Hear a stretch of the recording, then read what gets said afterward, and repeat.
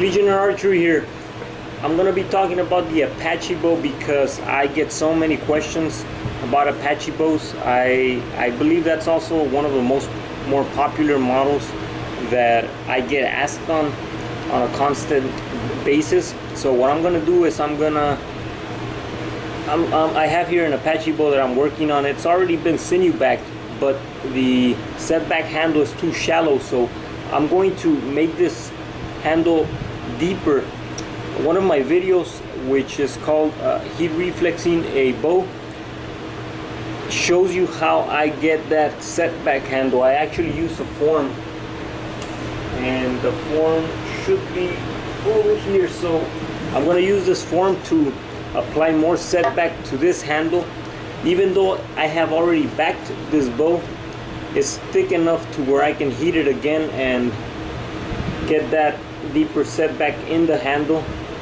I just need to get probably one more inch in there, and it should look a little nicer. When we say Apache bow, or when I say Apache bow, this is what I think of. I think of a setback handle bow. There were different Apache tribes, and some of them had D bows.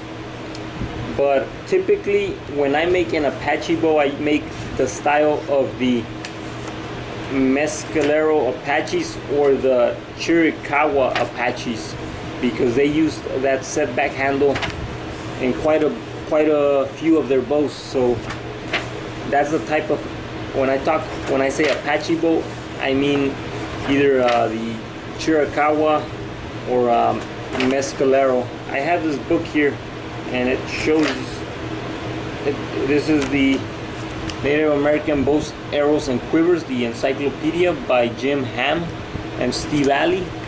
And sometimes I use this book as a reference.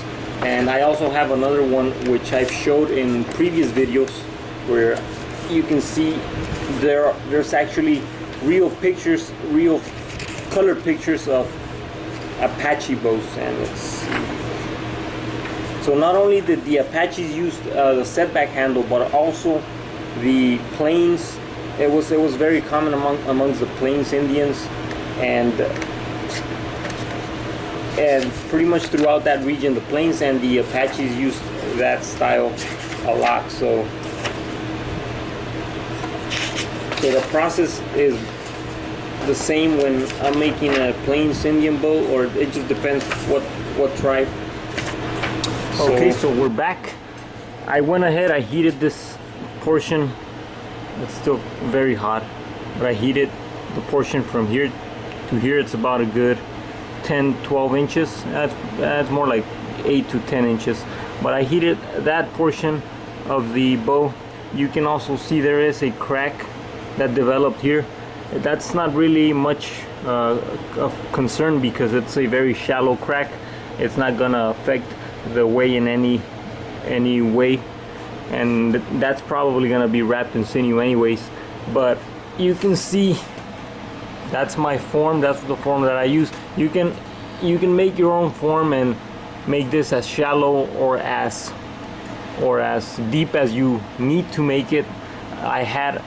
Before I was using a deeper one, and I don't have it with me anymore, so I made this one. It's a little shallower, but I usually like to make it a little deeper than this form, even though sometimes there's issues with the wood breaking.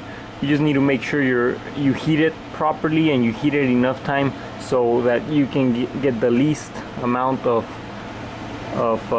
splintering in the wood. Like I said, this piece has already been sinew backed. However, it's not really gonna affect it because the wood was thick enough to where the heat did not do anything to the sinew. So that's the ideal situation. So that's what I wanted to share with you. And I also wanted to talk about recurves. So when bending wood, you get this sometimes. like I said, as long as it's not too deep, it won't affect the performance of your bow. But usually what I do when this happens is I put some glue in there and then some clamps, and I clamp it all up, make sure it's nice, and I glue it up back again, and you won't have any issues. I sometimes wrap it with sinew if it does worry me, but I never get any issues. And sometimes sometimes the cracks disappear because I leave my wood thick enough to where if I have any kind of splinters that may happen, they may just end up being thinning out the bow and disappearing. So that's definitely an option. This bow here is gonna be a California style flat bow with some slight recurves, and the piece of wood was really straight, so I'm